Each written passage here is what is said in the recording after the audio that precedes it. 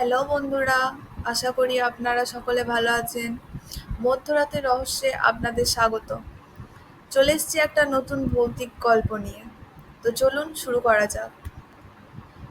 কলকাতার উত্তর শহরে এক শতবর্ষী বাড়ি ছিল। বাড়িটার মালিকানা নিয়ে বহুদিন ধরে বিবাদ চলছিল।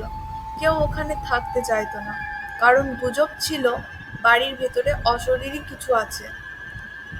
অর্পণ সদ্য চাকরির সূত্রে কলকাতায় আসা এক তরুণ সস্তায় ভাড়া পেয়ে সেই বাড়ির উপরের তলায় উঠে গেল।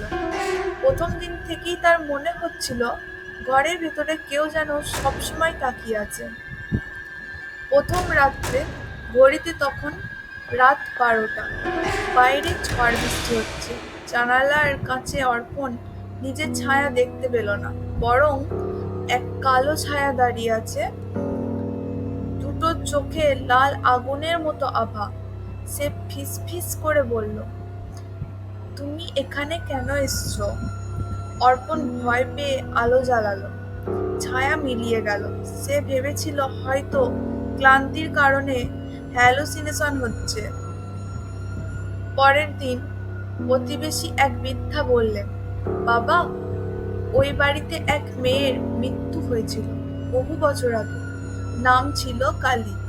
সে অদ্ভুতভাবে মারা যায়। তারপর থেকে মাঝরাতে সবার তার ছায়া দেখে। অর্পণ বিশ্বাস করতে চাইছিল না, কিন্তু মনে এক অদ্ভুত আতঙ্ক কাজ করছিল তার। দ্বিতীয় রাত্রে আবার মধ্যরাত। এবার দরজায় কাছে টোকা পড়ল। টুক টুক টুক। অর্পণ দরজা খুলতেই ভেতরে ঠান্ডা বাতাস ঢুকে গেল। দরজার ভেতরে দাঁড়িয়ে সেই ছায়া, কালো ধোঁয়ার মতন দেহ, লাল চোখ আর ফিসফিসে কণ্ঠে, তুমি যাও। তুমি যদি না যাও, আমার সঙ্গ দিতে হবে চিরকাল। অর্পণ ভয়ে দরজা বন্ধ করতে চাইল, কিন্তু দরজা নড়ল না। ছায়াটা ধীরে ধীরে তার ঘরের ভেতরে ঢুকে পড়ল। অর্পণ খুঁজে পেল পুরনো সংবাদপত্র। তাতে লেখা ছিল, কালী নামের এক তরুণী এই বাড়ির ঘরে পুড়ে মারা যায়।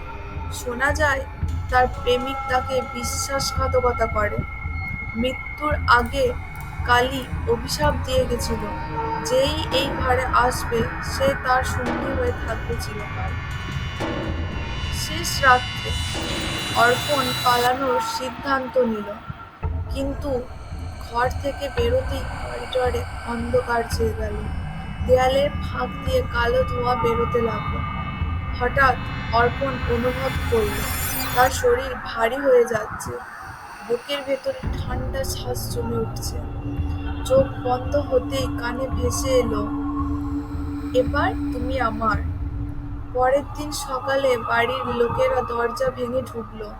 ঘর খালি, শুধু জানালার কাছে লাল আঁচড় কাটা ছিল, চিরকাল। আজকের গল্প এইটুকুই। গল্পটি ভালো লেগে থাকলে চ্যানেলটি সাবস্ক্রাইব করে দেবেন ও একটি লাইক করে দেবেন।